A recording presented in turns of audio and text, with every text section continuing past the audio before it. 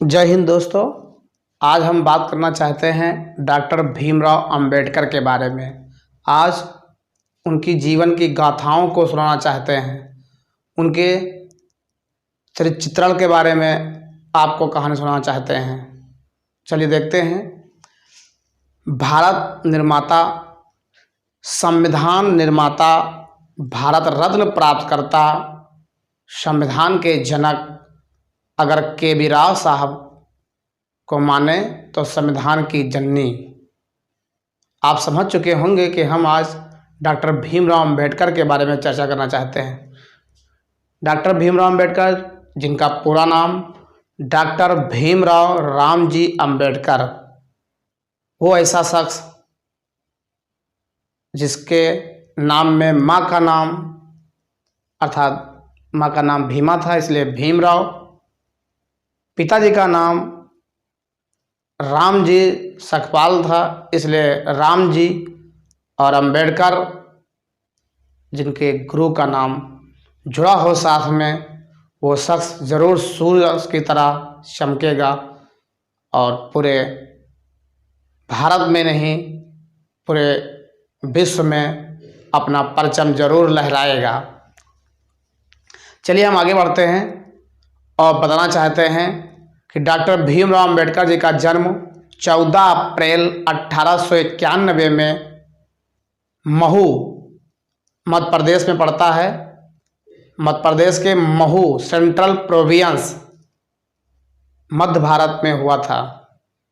14 अप्रैल 1891 में एमपी के Mhow central province कहा जाता था अंग्रेजों के ज़माने में, अर्थात मध्य भारत में हुआ था। और ये 6 दिसंबर 1956 में दिल्ली में इनका देहांत हो गया था।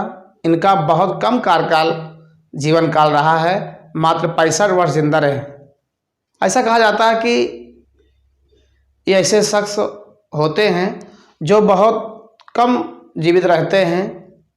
इसके माने यही है कि जो समाज के प्रति ज़्यादा सोचता है, उसका माइंड जो होता है वो बहुत ज़्यादा चिंतित रहता है समाज को लेकर।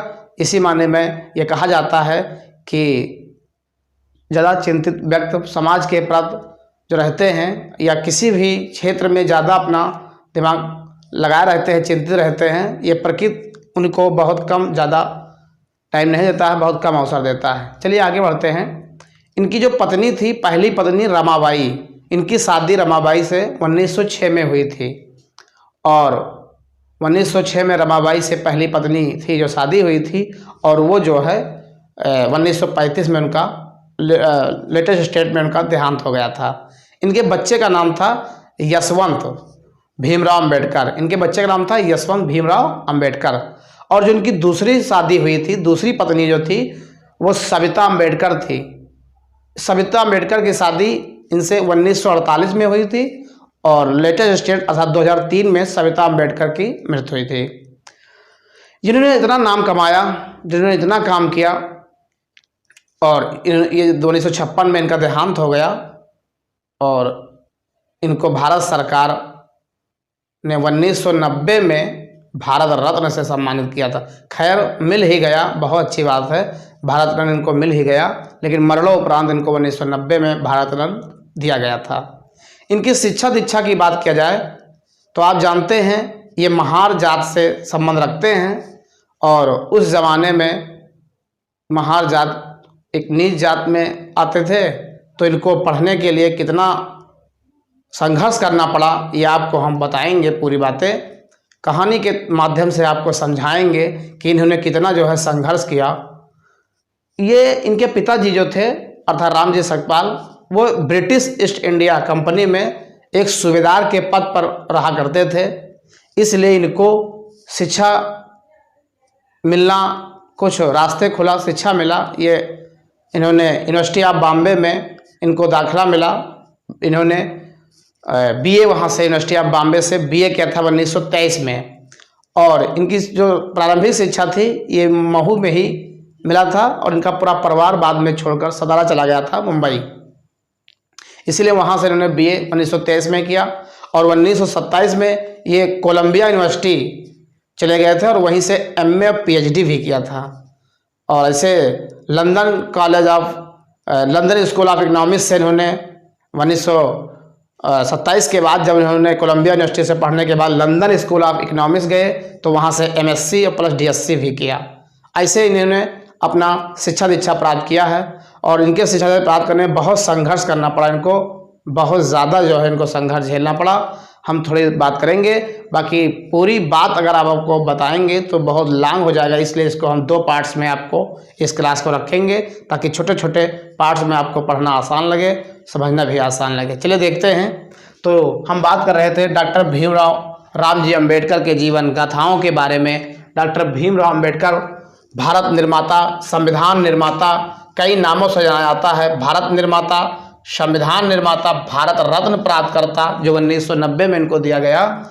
संविधान के जनक अगर आ जाता है तो संविधान के जनक भी डॉक्टर भीमराव अम्बेडकर कहा जाता है। और के.वी. राव साहब को अगर माने तो संविधान की जननी भी डॉक्टर भीमराव अम्बेडकर को कहा जाता है। अगर भीमा इनके माँ का नाम और रामजी सतपाल पिताजी का नाम था और अम्बेडकर गुरुजी का नाम था। ये आप लोग समझ चुके हैं। 14 अप्रैल 1891 में ये जन्मे थे। महू कैंट सेंट्रल प्रोविंस जो पड़ता है मध्य प्रदेश में। और इन्होंने आखिरी जो दशा में इन्होंने क्या किया था, जो 1956 6 दिसंबर 1956 जब समाप्त होने लगे थे, अर्थात ख़त्म होने से पहले जब ये बीमार हो गए थे, लेटेस्ट स्टेज में क्या ज़्यादा नहीं चल पाएंगे, उस दशा में इन्होंने जो है कम से कम 5 लाख लोगों के साथ इन्होंने कहा था कि हम पैदा तो ये हैं हिंदू धर्म में, ये हमारी कोई गलती नहीं है, लेकिन हम मरेंगे नहीं हिंदू धर्म में। अर्थात इनका जो क्रियाकलाप होता है, जो क्रियाक्रम होता है मरने के बाद, वो इनके बौद्ध धर्म के अनुसार हुआ था, क्योंकि इन्होंने लेटेस्ट में 5 लाख लोगों के साथ बौद्ध धर्म ग्रहण कर लिया था 1956 में। उसके बाद 2-4 माह के बाद ये ख़त्म हो गए थे। इनका क्रियाक्रम जो हुआ था वो बौद्ध धर्म के अनुसार हुआ था।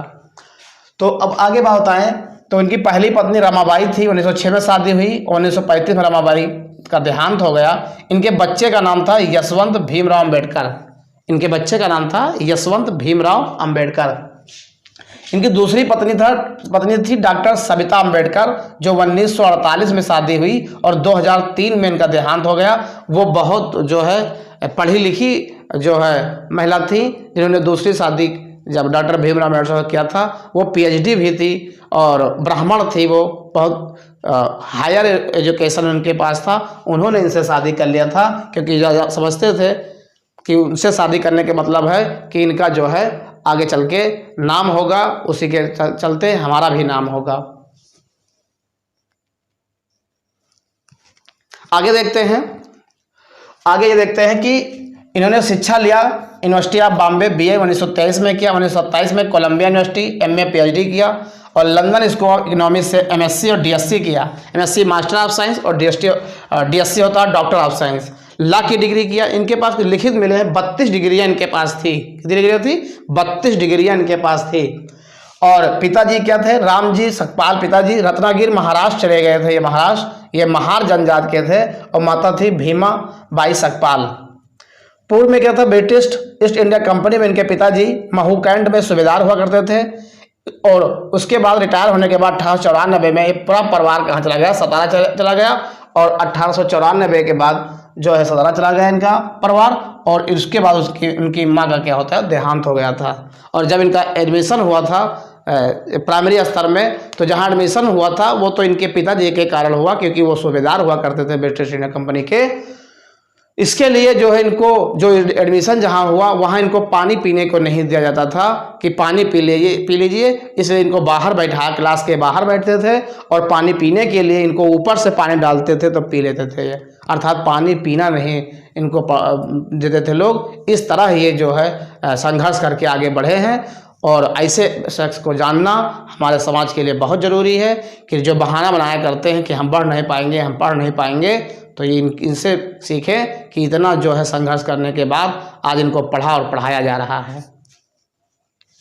आगे क्या हुआ कि और अगर स्कूल में नो प्यून तो नो वाटर, अर्थात अगर चपरासी नहीं होता था तो ये पानी नहीं पीते, पूरा दिन दिन ऐसे बैठे रहते थे। कहा जाता है कि चपरासी पानी ऊपर से डालता था तब ये पीते थे। ये हालात थे उस समय।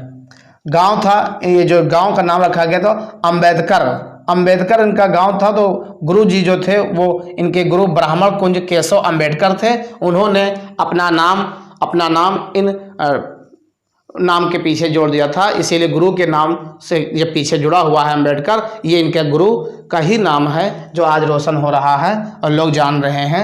1897 में क्या हुआ, ये 1897 में ये बम्बई चले गए और वहाँ रजिस्ट्रेशन हाई स्कूल से इन्होंने हाई स्कूल किया, यूनिवर्सिटी ऑफ बॉम्बे में पढ़ाई किया।